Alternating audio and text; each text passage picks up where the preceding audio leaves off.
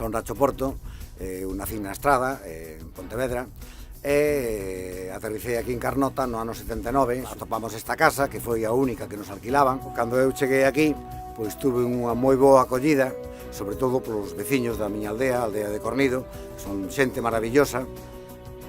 Pude desenvolver aquí a miña vida sin ningún problema, máis sempre a xente moi colaboradora, moi aberta, moi amable. Estou encantado de vivir aquí en Carnota.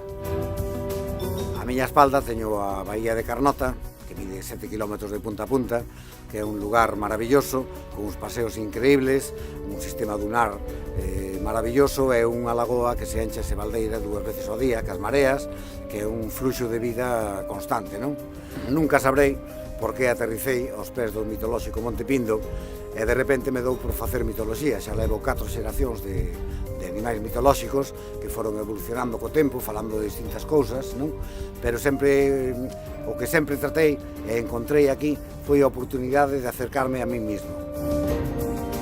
É un dos territorios máis naturales e mellor conservados de toda Galicia e ademais ten unha forza que eu penso que calquera persona que chega aquí dáse conta perfectamente de que aquí é unha forza, unha maxia que o atrapa e o atrae. Carnota é túa.